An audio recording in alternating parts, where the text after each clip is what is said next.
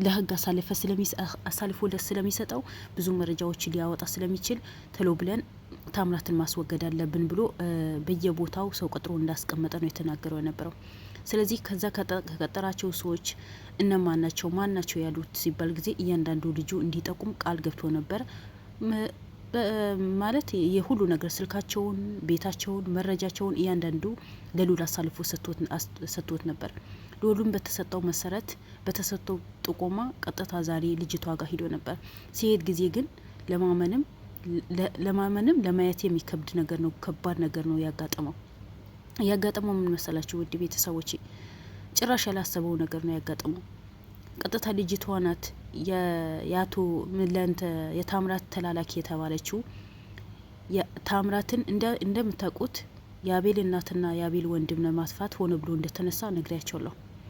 ስለዚህ የታምራት ቅጥረኛ የሆነችው በዚህ ጉዳይ ላይ ተሳታፊ የሆነችው እዛ ድርጅት ላይ ኃይለኛ የሆነ ስብሰባ ተሰባስባ ትምህርትን ስልጠና የወሰደችዋ ልጅ ቤት ነው ያ ልጅ ዋና እሷን በደንብ ታምራት የት እንዳለ እያንዳንዶች ልጆች የምታስተምረው እሷ ስለሆነች እሷ መጠየቅ አለባችሁ ብሎ ነው አምጥቶ እሷ ጋር ጥቆማ የሰጠው ነበረው።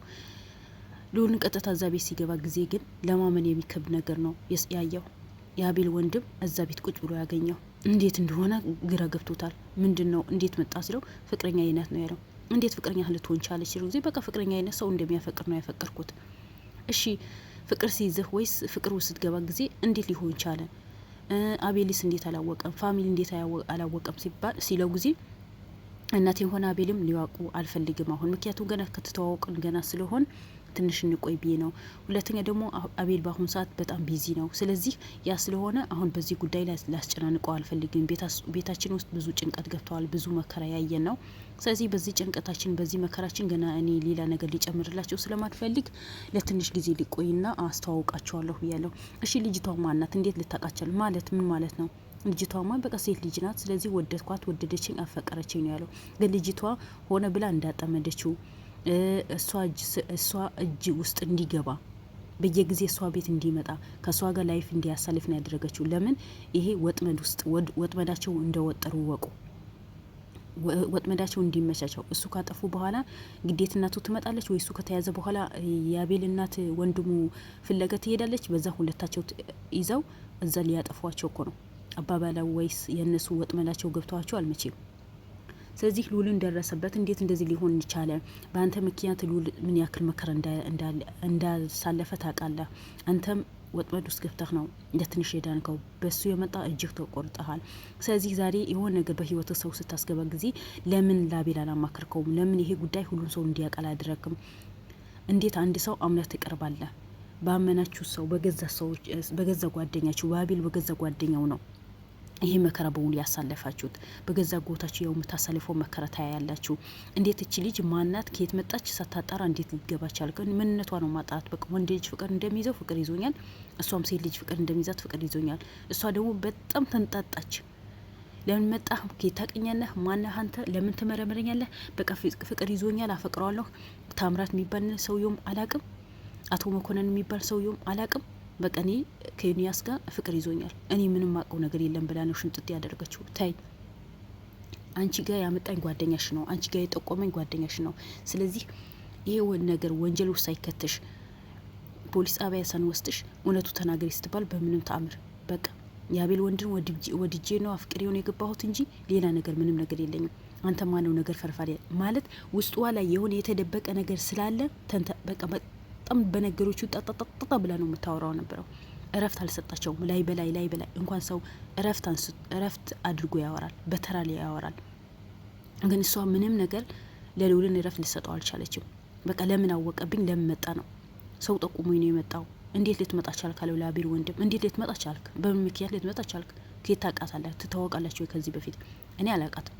ግን የኛ ስራ በመረጃና በማስረጃ በጥቆማ እንደምንሰራ ታውቃለህ አለው። አዎ ሱማ አውቃለሁ። ስለዚህ አሁን እኔም እሷ ጋር ጥቆማ ደርሰው ነው የመጣሁት። ምን አይነት ጥቆማ? በቃ እሱን ብቻዋ ላውራትና ከዛ በኋላ ነገሩን እያንዳንዱ አስረዳሃለሁ ብሎት በስንት መከራ ነው እሱ ተውጭ የወጣው። ከዛ እያንዳንዱ ጠየቃት። እኔ ምንም አውቀው ነገር የለም፣ ከቤተሰቦቼ ይኖር ነበረ፣ ብቻዬ ሱቅ አለኝ፣ ሱቅ እሰራለሁ። ከዛ በኋላ ከአቤል ወንድም ተዋውቀን ፍቅር ይዞኛል። ይሄ ቤት ተከራይቼ ነው ከቤተሰቦቼ ተከራይቼ ነው የኖርኩት ነው አለችው። ግን ቤቱ የተከራየው ታምራት እንደሆነ ነው የተሰማው። ታምራት ተከራይቶ እዛ እንዳስቀመጣት፣ ምክንያቱም የአቤል ወንድም እንድታጠምደው በፍቅር እንድትይዘው።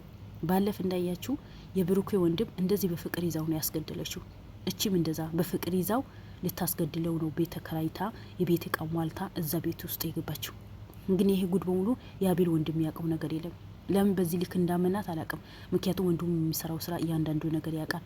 የገዛ ወዳጃቸው የገዛ አጎታቸው ናቸው በዚህ ልክን ወንጀለኛ አድርጎ በየቦታ መከራቸው እንዲያዩ እናታቸውን በወንጀል እንድትጠረጠር ያደረገው የገዛ አጎታቸው ነው። አቤል ደግሞ የገዛ ጓደኛው ታምራት ነው ለዚህ ያበቃው። ይህን ያወቀ ዛሬ ከሷ ጋር ተለጥፎ ፍቅር ይዞኛል ብሎ ይጓዛል። እኔ ፍቅር ለምን ያዘው ወይስ ለምን አፈቀረ ማለት አይደለም።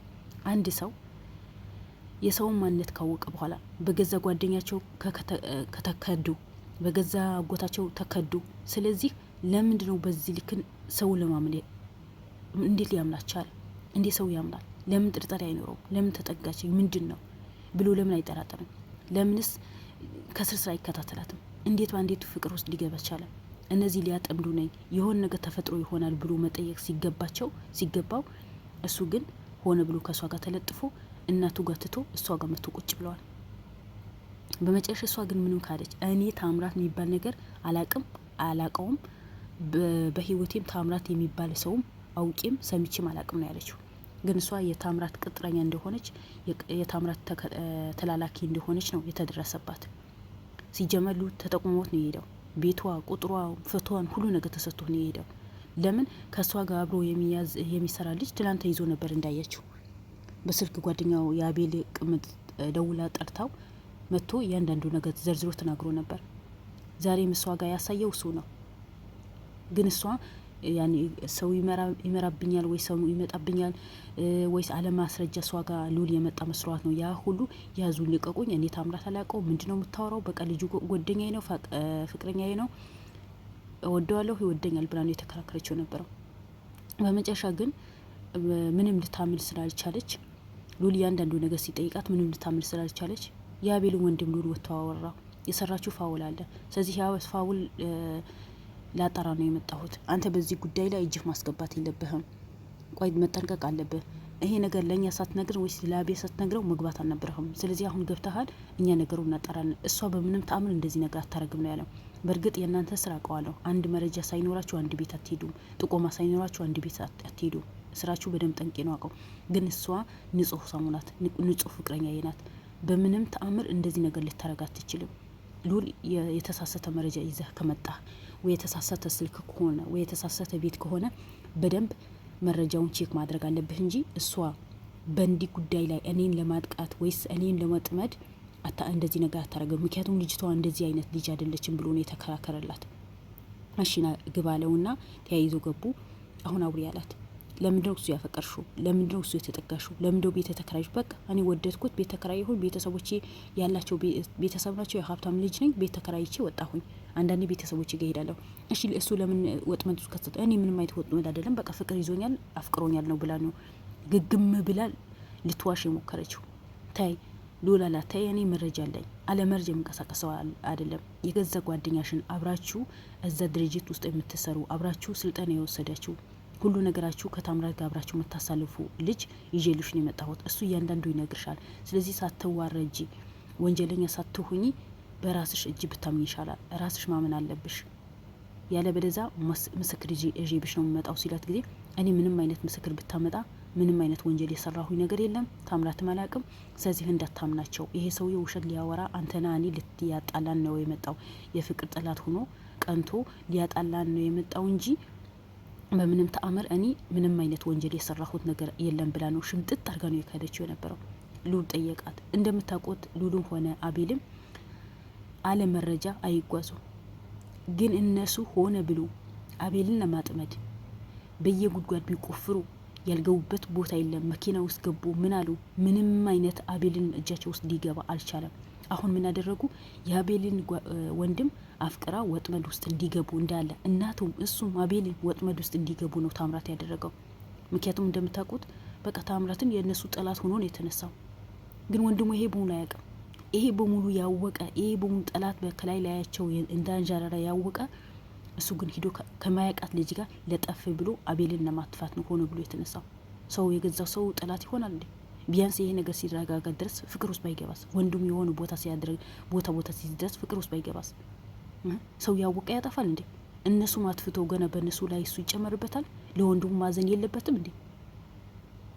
ህፃን አይደለም እኮ ትልቅ ሰው እኮ ነው።